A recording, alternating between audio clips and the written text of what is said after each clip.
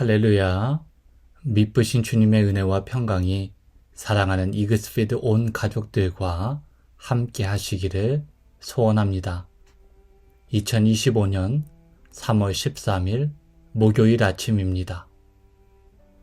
오늘 우리가 함께 나눌 하나님 말씀은 누가복음 11장 14절에서 26절까지의 말씀입니다. 예수께서 한 말 못하게 하는 귀신을 쫓아내시니 귀신이 나가매 말 못하는 사람이 말하는지라. 무리들이 놀랍게 여겼으나 그 중에 더러는 말하기를 그가 귀신의 왕 바알세불을 힘입어 귀신을 쫓아낸다 하고, 또 더러는 예수를 시험하여 하늘로부터 오는 표적을 구하니 예수께서 그들의 생각을 아시고 이르시되 스스로 분쟁하는 나라마다 황폐하여지며 스스로 분쟁하는 집은 무너지느니라. 너희 말이 내가 바알세불을 힘입어 귀신을 쫓아낸다 하니 만일 사탄이 스스로 분쟁하면 그의 나라가 어떻게 서겠느냐. 내가 바알세불을 힘입어 귀신을 쫓아내면 너희 아들들은 누구를 힘입어 쫓아내느냐. 그러므로 그들이 너희 재판관이 되리라. 그러나 내가 만일 하나님의 손을 힘입어 귀신을 쫓아낸다면 하나님의 나라가 이미 너희에게 임하였느니라. 강한 자가 무장을 하고 자기 집을 지킬 때에는 그 소유가 안전하되, 더 강한 자가 와서 그를 굴복시킬 때에는 그가 믿던 무장을 빼앗고 그의 재물을 나누느니라. 나와 함께 하지 아니하는 자는 나를 반대하는 자요, 나와 함께 모으지 아니하는 자는 해치는 자니라. 더러운 귀신이 사람에게서 나갔을 때에 물 없는 곳으로 다니며 쉬기를 구하되 얻지 못하고 이에 이르되 내가 나온 내 집으로 돌아가리라 하고, 가서 보니 그 집이 청소되고 수리되었거늘 이에 가서 저보다 더 악한 귀신 7을 데리고 들어가서 거하니 그 사람의 나중 형편이 전보다 더 심하게 되느니라. 아멘. 예수님께서 제자들에게 가르쳐 주신 마지막 기도는 시험에 들지 말게 하시옵소서였습니다. 이것은 다른 말로 시험이 늘 우리 곁에 있어 시험을 피할 수 없다는 사실을 말해주는 것입니다. 예수님은 공생애를 시작하시며 광야에서 사탄에게 시험을 받으셨을 뿐만 아니라 사역을 감당하실 때마다 유대 종교 지도자들과 무리들의 반대와 시험을 받으셔야만 했습니다.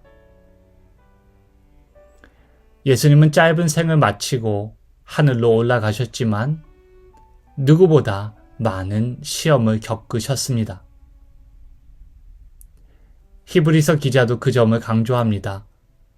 우리에게 있는 대제사장은 우리의 연약함을 동정하지 못하실 이가 아니요 모든 일에 우리와 똑같이 시험을 받으신 이로되 죄는 없으시니라.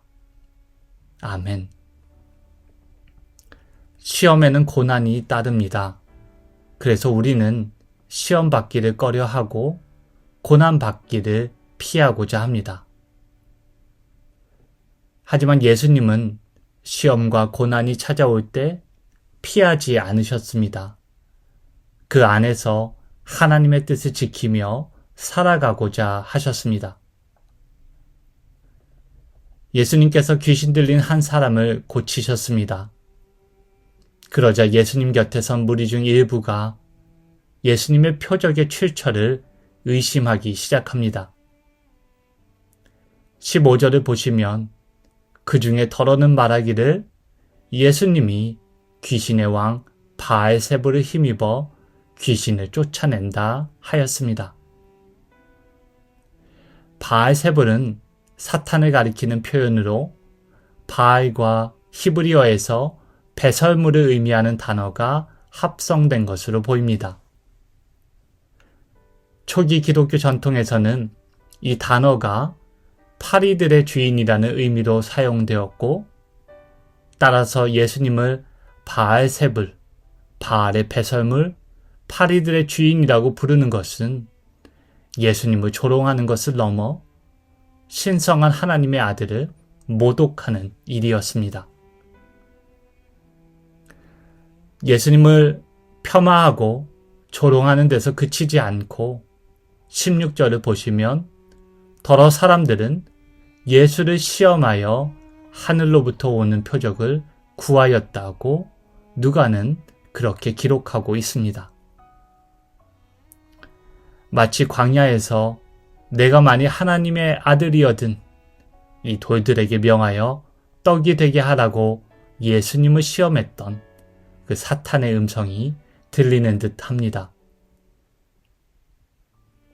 예수님은 사탄에게 주 너희 하나님을 시험하지 말라고 말씀하셨습니다. 하나님을 시험하는 것이 명백한 신성 모독이기 때문입니다.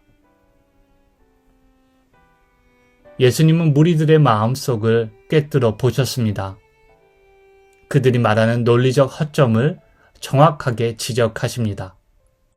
사탄이 스스로 대적한다고 말하는 것은 어불성설이며 곧 자기 왕국을 스스로 전복하는 행위와 다름없다고 말씀하십니다. 사람들의 주장을 극단적인 결론으로 몰아넣어 그 모순을 드러내고 있는 것입니다. 또 19절에서 예수님은 당시 유대인들 사이에 축기를 행하는 전통을 언급하면서 과연 그 일을 행하는 유대인들은 그럼 누구를 힘입어 귀신을 쫓아내는 것인지 그 출처를 먼저 밝히라고 사람들에게 반문하십니다. 예수님께서 시험 받으실 때 늘 같은 방식으로 대응하신 것은 아닙니다. 말씀으로 맞서시기도 하셨고 지혜롭고 논리적인 말로 반박도 하셨습니다. 그리고 때로는 기도와 침묵으로 응답하셨습니다. 이렇게 시험을 대하는 방식은 다를 수 있습니다. 하지만 시험을 당할 때마다 예수님은 하늘아버지의 선하심과 신실하심에 의지하여 아버지의 뜻을 행하는 것이 자신의 소명임을 잊지 않으셨습니다. 예수님의 노선은 분명하였습니다. 시험 받으셨지만 자신을 시험하는 사탄과 무리들처럼 예수님은 결코 하나님을 시험하지 않으셨습니다. 오히려 자신이 당한 시험과 고난을 하나님의 뜻과 영광을 드러내는 도구로 전복하셨습니다.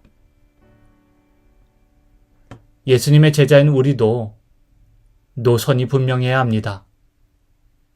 예수님과 함께하고 예수님과 함께 모으는 자가 제자입니다. 예수님이 가르쳐 주신 기도에 따라 성령을 구하는 이가 제자이지 예수님을 시험하며 표적을 구하는 이는 제자가 아니라 무리입니다. 사탄의 권세 아래 황폐해진 삶에서 예수님의 권세로 인해 회복과 소생을 경험한 우리 모두가 날마다 성령으로 충만하여 하나님의 통치를 받고 그 통치에 따라 살아가기를 간절히 소원합니다. 함께 기도하시겠습니다. 시험을 참는 자는 복이 있나니 이는 시련을 견디어낸 자가 주께서 자기를 사랑하는 자들에게 약속하신 생명의 면류관을 얻을 것이기 때문이라. 아멘. 사순절을 보내며 피할 수 없는 시험과 고난 앞에 서 계신 예수님을 묵상합니다. 우리를 위해 시험을 이기시고 고난을 견디심으로 우리의 생명의 면류관을 예비하신 주님께 감사와 찬송을 올려드립니다. 주님의 시험과 순환을 묵상하며 우리를 향한 하나님 아버지의 사랑과 은혜를 깊이 깨닫고 감사하며 그렇게 사순절을 보내게 하시옵소서. 시험과 고난 가운데 있는 주님의 자녀들에게 힘과 지혜와 능력으로 덧입혀 주시기를 바라고, 성령 안에서 함께 고통받는 지체들과 연대하여 아픔을 나누고 서로 사랑하고 격려하게 하시옵소서. 오늘 열리는 사랑하는 주님의 딸 고 이드보라 집사님의 장례 예식의 모든 과정과 절차를 주관하여 주시고, 남겨진 가족과 친지들 그리고 슬픔에 빠진 모든 성도들 위해 하늘의 위로와 소망을 부어 주시옵소서. 하나님의 선하심과 신실하심으로 우리를 붙들어 주시기를 간절히 소망하며 치유하시고 회복해 하시는 우리 주 예수 그리스도의 이름으로 기도하옵나이다. 아멘.